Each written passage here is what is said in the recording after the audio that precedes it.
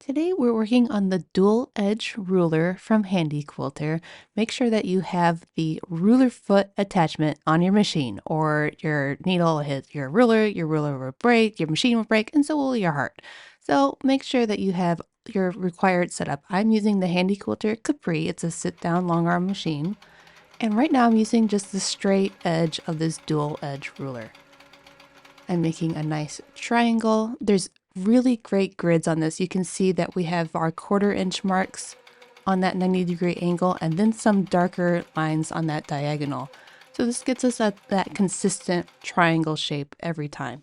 I'm using the bottom that I've basted down on my quilt sandwich sample, and then I can just speed through and make these shapes. It looks like a really large triangle, but we're doing a 1/4 inch in with our 1/4 inch foot.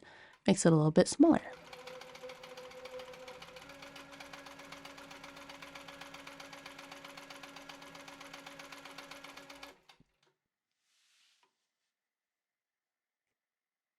I'm shifting down, and just make sure that you're always quilting between your hands.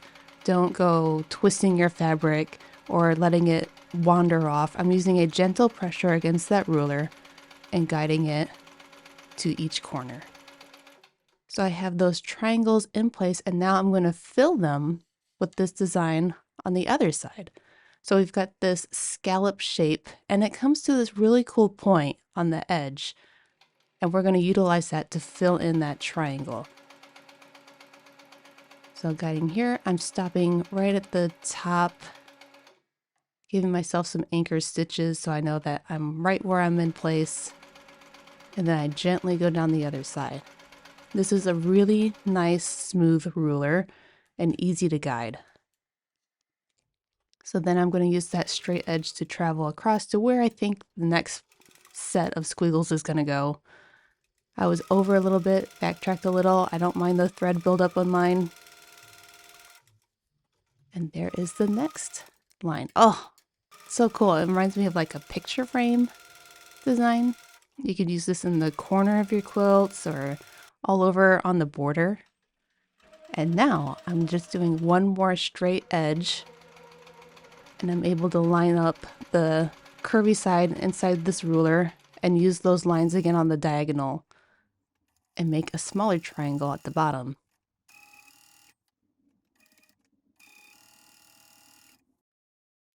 And that is that design. Oh, so fun. So this next design, I'm using the scallop side first. I have the scallop side towards the ruler, so towards the end of the machine. So this is nice when you have a big throated machine like this. This is 18 inches that I can work with. If you have your domestic machine, I mean, this would just be behind you, or your machine will be horizontal rather than this vertical setup that I have, and it should still work out fine. And I'm just going through, it looks like 2 notches. I have an artificial line that I've creased in. And this is a cool shape on its own, but then when I flip over, I can do a little bit of a parallel run, and that's gonna just echo it really pretty. So I have a little bit of a point from where I met that curved line on the edge and then pointed it through again. And then I'm using that round side of the ruler at the top to meet those points, and it just, it reflects so nicely. Another pretty border design, or I could really see this being used all over. If you have some aquatic quilts, something watery, beach inspired, I mean, the limits are endless. And here is that cool little wavy design.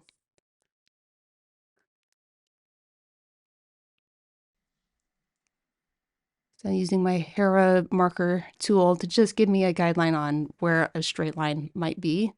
It'll be a lot easier when you actually have patchwork. Some people use pencils or other marking tools. I'm going a little bit above where that invisible line is. And I'm doing the same method where I have my ruler facing away from me, And I'm using the curvy side to do this point. So I'll travel this all the way down. Once again, the same tactic.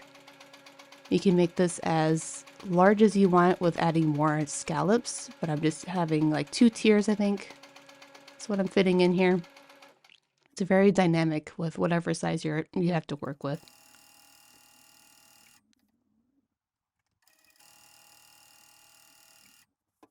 And this time, I'm flipping that ruler away from me, and I'm actually letting them interact and crisscross. See, so I was a little bit off on my first run. The second one gets closer. I'm trying to get these to match up right there in the middle. But you can see like the different dynamics where if it's spaced further apart, we get 2 points that meet up.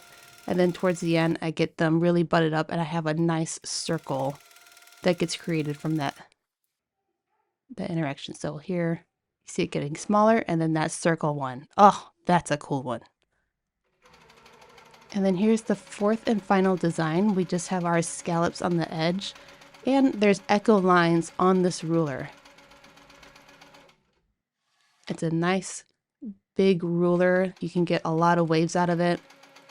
But what I did initially was go to the peak of a scallop and then move the ruler over. I think it is better to stop on the valley. So at the bottom of a scallop, your ruler just rests there a lot better.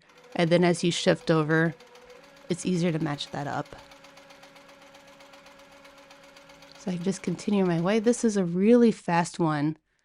And then I'm just moving it up that 1/4 inch, just hopping my foot up until the edge of it is back at the old thread line. And then that ruler guides all the way back.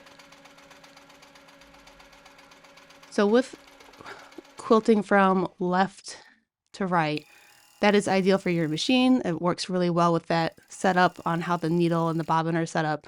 When you're going from right to left, just make sure you're going a little bit slower, giving your machine time to catch that thread so you don't run into any issues. I mean, here it's sped up. I'm not going that fast, but... And that is all those designs. Oh, that's just like, it reminds me of Brick Rack. You know, instead of using additional material, like you could put in this little design in your sashing. Ooh, pretty. So that's 4 ideas with this one ruler.